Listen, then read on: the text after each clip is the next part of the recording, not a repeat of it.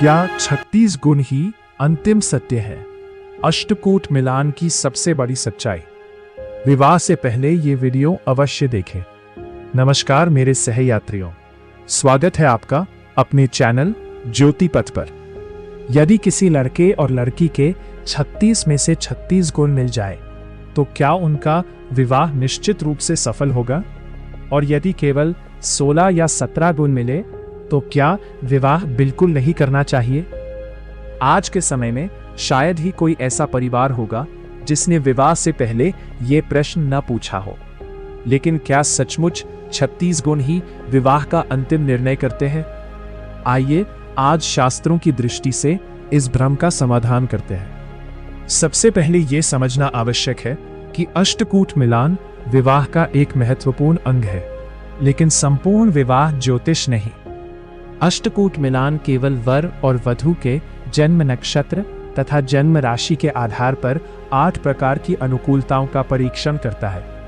इसी से कुल 36 गुण बनते हैं। इनमें वर्ण, वश्य, तारा, योनि, ग्रह मैत्री, गण, भकूट और नारी कूट शामिल है। लेकिन अब एक प्रश्न मैं आपसे पूछना चाहता हूं।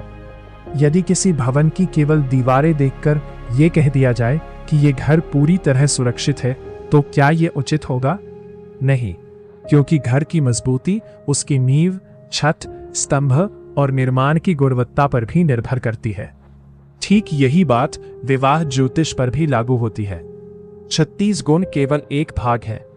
एक अनुभवी ज्योतिषी विवाह का निर्णय करने से पहले अनेक अन्य विषयों का भी अध्ययन करता है, जैसे सप्तम भाव कैसा है, सप्तमेश किस स्थिति में है, पुरुष की कुंडली में शुक्र और स्त्री की कुंडली में गुरु की स्थिति कैसी है, चंद्रमा मानसिक स्थिरता दे रहा है या नहीं, नवांश कुंडली क्या कहती है, मंगल दोष है या नहीं, दशा और गोचर विवाह के पक्ष में है या नहीं।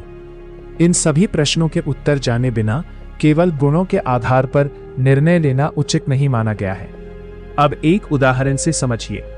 मान लीजिए किसी जोड़े के 34 गुण मिलते हैं, लेकिन सप्तम भाव पीड़ित है, सप्तमेश निर्बल है, नवांश अशुभ है और विवाह की दशा भी अनुकूल नहीं है।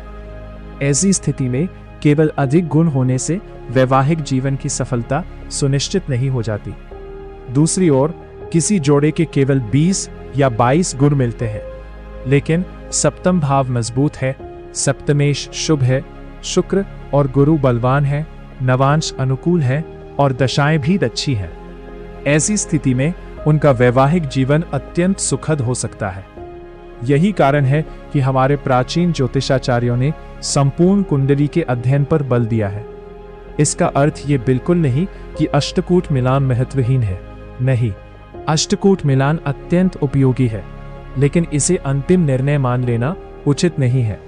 इसे विवाह निर्णय की पहली सीढ़ी समझिए, अंतिम मंजिल नहीं। इसीलिए आज के समय में इंटरनेट पर मिलने वाले अनेक गुण मिलान परिणामों को देखकर तुरंत निर्णय लेना उचित नहीं है।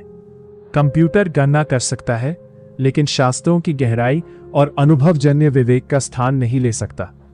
अगले भाग में हम चर्चा करेंगे उस विषय की जिससे सबसे अधिक लोग डरते हैं, नाड़ी दोष के अपवाद। क्या समान नाड़ी होने पर हर विवाह अशुभ होता है? क्या नाड़ी दोष हमेशा प्रभावी रहता है? और किन परिस्थितियों में शास्त्र स्वयं नाड़ी दोष को समाप्त मानते हैं? इन सभी विषयों पर हम अगले भाग में विस्तार से चर्चा करेंगे। यदि ये जानकारी आपको उपयोगी लगी हो तो वीडियो को लाइक करें, अपने विचार कमेंट में लिखें और ऐसे ही शास्त्र सम्मत एवं प्रामाणिक ज्योतिषीय ज्ञान के लिए ज्योति पथ चैनल से जुड़े रहिए। मैं आपका सहयात्री आपसे विदा लेता हूँ। धन्यवाद।